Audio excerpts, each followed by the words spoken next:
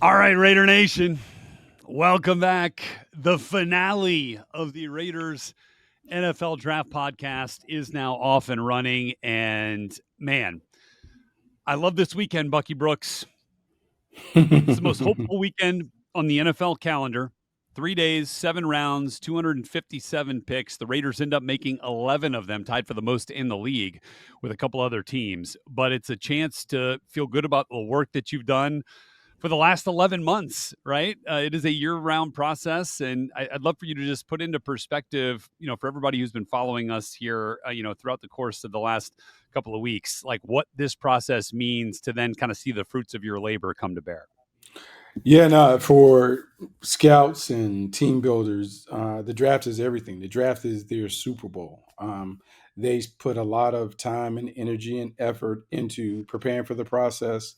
They crisscross across all over the country, looking at prospects, putting together reports and profiles and background info. They go to all-star games and do all of Yeah. that. They sit through the combine, through interviews and watching all the workouts and drills.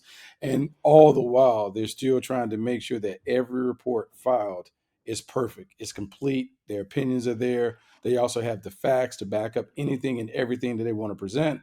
And then ultimately, it comes down to advocating for the players that you believe are good fits for the team. And Yeah. the joy comes in when you really go hard for a prospect in your area. You see this prospect, you finally see him picked by your team. You go to mini camp and training camp, and he becomes a longtime contributor for your team. That's the ultimate. And so a lot of these guys are anxiously awaiting the silver and black to hit the grass, because then you begin to get a feel for, okay, my guy looks all right. How is he doing in Yeah, yeah, those yeah. things? You So get it's a you're very, invested. Yep. yeah, it's a very, look, it's a lot of fun, but yeah, that next step, that next phase that we're about to go to now that the draft is done, is really when scouts get excited to kind of see all of their hard work pay off. For sure. For sure. And look, I think, considering that this is all a little bit new, right? That's another dynamic here. You had some scouts that had been in the process, throughout the college football season, and then, essentially get a new boss, right? In John Spytek and in Pete Carroll. And they kind of have to come together, find a cohesive unit and workflow together. I'm sure there was some carryover, and you kind of get some of these guys through the industry, but they all came together and found 11 players that they believe that the Raiders are going to use to help bring success to Las Vegas. And it really started at the top.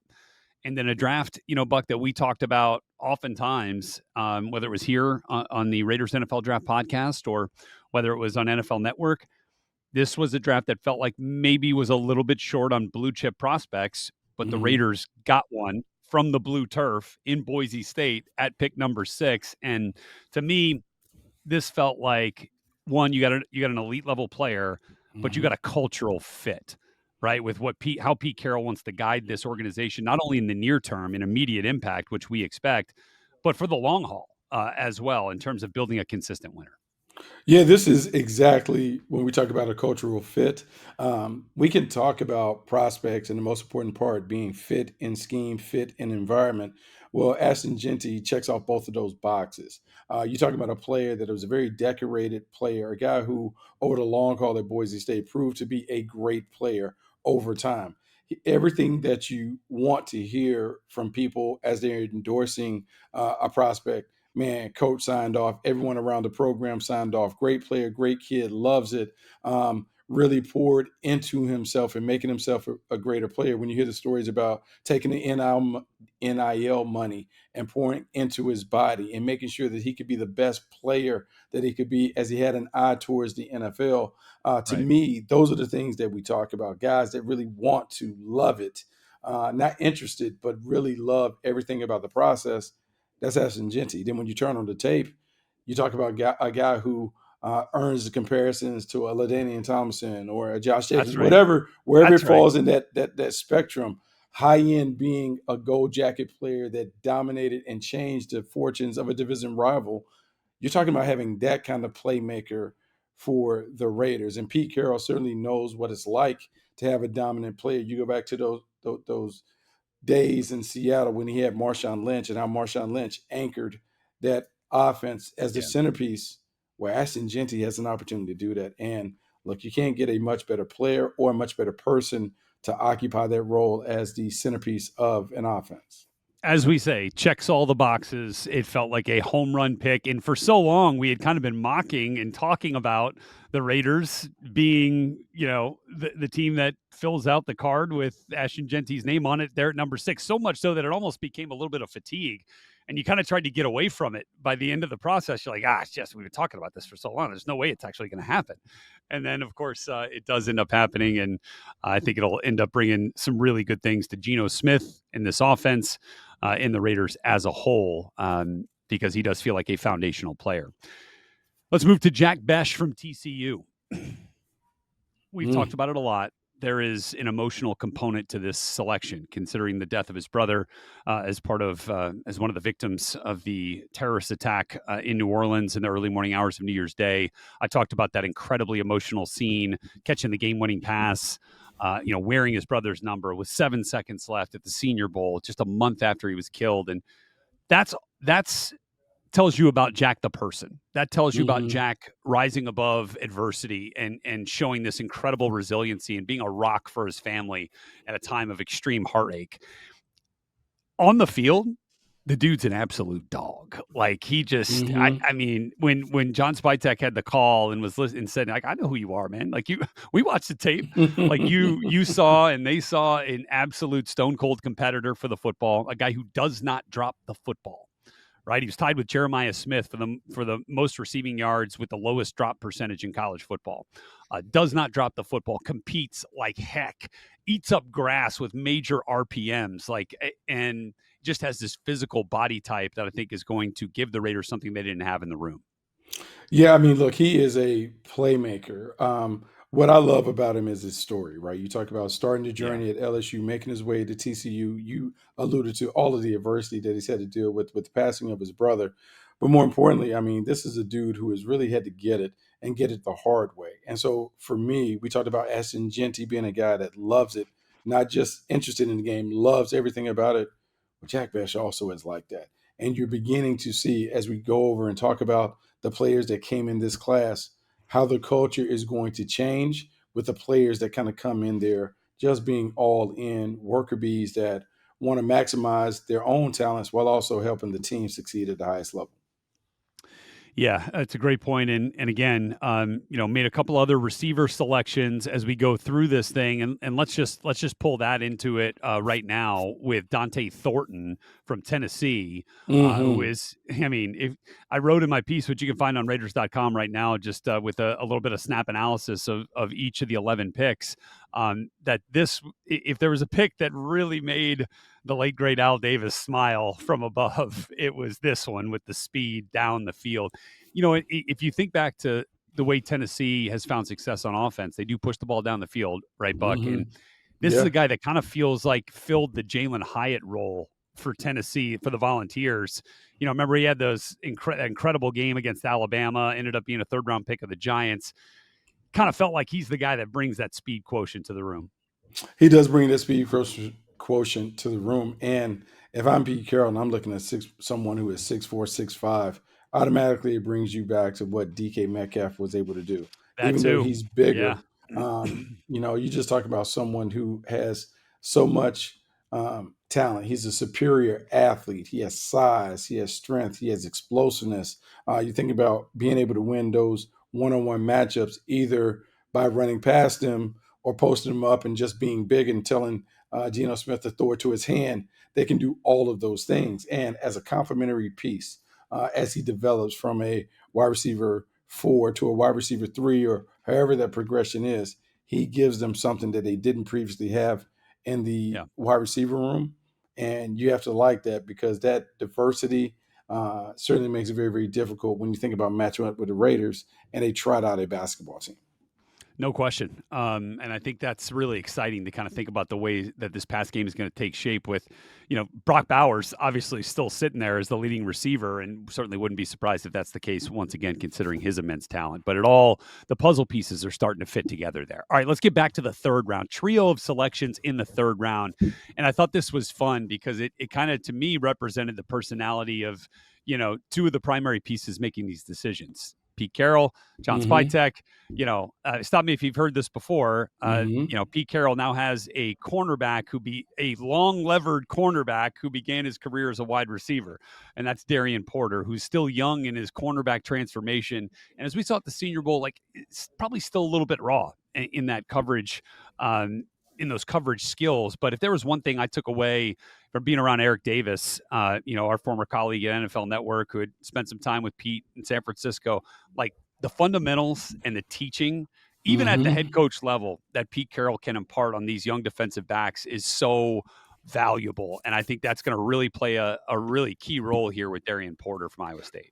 It is going to play a key role. And one of the things that you have to understand about a Pete Carroll coach team, they believe in assembling a coaching staff full of teachers. They want to take the best athletes with the most instincts and they want to find a way to develop them. So even though it might not have popped at the collegiate level, they're confident that their system, their way of going about doing business will maximize the talent of a player. When I look at Porter and the fact that, look, man, you're talking about a 6-year player and he only spent his last season at cornerback, so much room to grow Yes. as a playmaker, as a pass catcher. But he can make immediate contributions on special teams and do those things to kind of get into the mix and help the team. I just think at the third round, when you have somebody with this kind of talent, man, you couldn't wait to turn the card in because you wanted to work with him and try and find a role for him to grow into.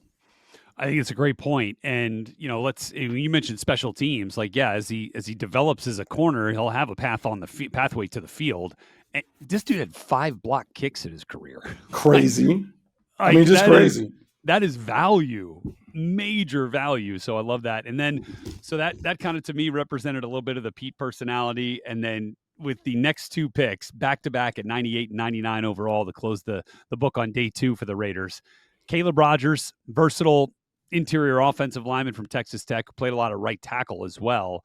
And then you go with Charles Grant, high upside offensive tackle from William and Mary, who showed up on campus there at like 240 pounds and ends up as like a freak of nature athlete with, yeah, again, some room to grow as an offensive lineman in his craft and with his technique. But again, you think back at the way, where John Spytek comes from most recently in Tampa Bay and the incredible work that they have done drafting and developing offensive line talent.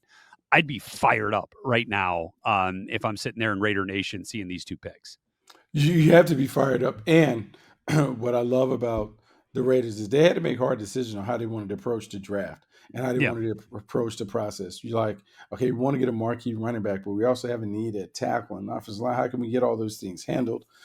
They were able to do it. And they're able to do it because they're banking on their coaches, developing young players and transforming prospects into pros, into big time pro players. Well, when I look at both of these guys, Caleb Rogers and Charles Grant, they have intriguing tools that you want to work with, imposing size, length, good motors, and those things. Yeah, the game needs to be refined, but over time, you're saying this guy is going to be a solid starter in 2 to 3 years. We're going to invest in him. So, man, we can reap some of the rewards of the return that he's ultimately going to give you.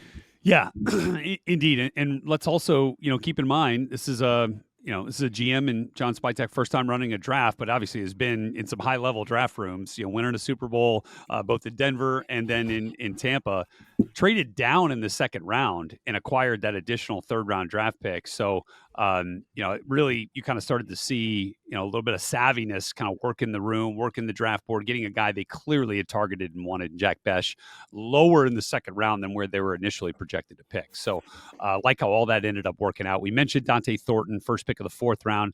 Second pick of the 4th round is another one that kind of, to me, brings back a little bit of familiarity with players from Pete Carroll's past.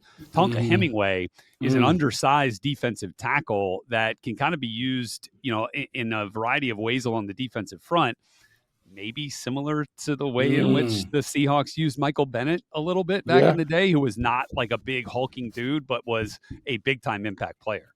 Yeah, big time impact player. And what you're hoping for in Hemingway, you get the rough and rugged player. You get the guy who can do some different things at the point of attack to certainly help you get going. But he's a little undersized, but I have seen this movie before. I've seen them transfer undersized guys and maybe either kick them all the way outside or put them on the move where they're always disruptive and impactful. To me, this is what he's going to do. He's going to try and figure out what Tonka Hemingway can do really well, and you're going to see him continue to put that move on repeat. That is what great coaches do. They know that it's about the talent. They're trying to get out the way and allow the talent to play fast and on the same page to allow that influence to lead to wins. Okay, not trying to hammer the Pete Carroll influences here all the way through, but look, that's part of this process, and I can't help but wonder if that, in part, weighed in to what we're seeing with JJ Pegues. Look, it's in the past, but Super Bowl 49, there was certainly talk of, instead of a throw, that maybe that could have been a handoff to Marshawn Lynch Yep. down at the short yardage goal line. Well, how about we go draft a player who's going to help us along the defensive front, but who's also on 21 rushing attempts at 300 plus pounds, has converted 18 of those with first downs or touchdowns. That's a pretty good success percentage in short yardage. JJ Pegues from Ole Miss, you saw him at the Shrine Bowl. Fun player to watch. Yeah, fun player to watch, and I like to call him the fat cat because Yeah. it's a big old wildcat when he is back there under center in the gun. And I look, why not tap into his skills now that we have him on tape? I would expect to see a trick play or two with him featured and utilized. But beyond that, everyone talks about the offensive exploits, but he's a really rock solid defensive player. Doesn't ring up high numbers and those things, but he's just a nice and important cog on a wheel. So for a team that is looking for someone who has versatility, someone who could play his part on defense, man, I think you already know where to go because this dude is really a fantastic prospect. I love that. I hope Chip Kelly gets a couple of questions about JJ Pegues' potential on the offensive side of the ball as well. It's just fun, man. It's we love some of these stories, right? You love the backgrounds of these players, and man, each pick tells a story, and that is certainly one of them. The next two picks also tell a pretty intriguing story. In the sixth round, Raiders had 3. We just talked about their first pick was JJ Pegues. The next 2 picks, which came at 213 and 215 overall. So 2 picks, out of a 3-pick span here, fall to the Raiders. And they end up being 2 FCS players. Not just 2 FCS players, but 2 FCS players who played against each other as quarterbacks for their respective teams in the FCS National Championship game. Tommy Mellott for Montana State and Cam Miller for North Dakota State. Obviously a perennial powerhouse in North Dakota State, won a bunch of national titles. Montana State's been up there as so well. Good. And I mean, I want to know who the scout was at the FCS National Championship game. He had a lot of sway, a lot of influence. Yeah, no kidding. And so this was kind of fun. Also fun because they announced Tommy Mellott from Montana State as a receiver. 4.3 speed, like legit playmaking ability with the ball in his hands. And again, now you're kind of starting to draw some comparisons, Bucky, and some congruencies to players who have kind of fit that bill in the past. Absolutely. I think Tom Brady certainly had to weigh in on this one when he talked about Tommy Mellott looking and reminding many of us of a Julian Edelman. Julian Edelman came in the league. Remember, Julian Edelman entered the league, quarterback turned wide receiver, made his way during that conversion by kind of getting it on special teams as a returner, making odd and end plays when he had his chance. Tommy Mellott has some intriguing qualities. You talk about one, he's fast. 2, he's special with the ball in his hands. And as a willing learner, I can just see how you can expand your playbook to allow him to kind of get a couple bites at the apple. This is a really good player. And I know we talked about Cam Miller, them being foes, adversaries in a championship game. But now during preseason, they could form a top-ranked duo as they force feed the ball to the young fella, see if he can handle it.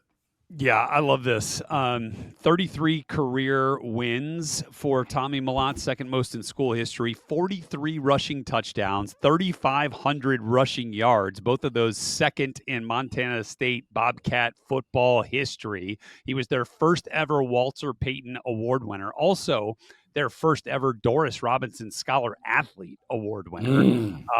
He has been incredible. And then, he's also had 53 passing touchdowns in his career and 5,800 passing yards. So I mentioned the passing part of that because Tom Brady has famously said that Julian Edelman couldn't throw. Like, he can't throw. He has no idea how he ended up as a quarterback at Kent State.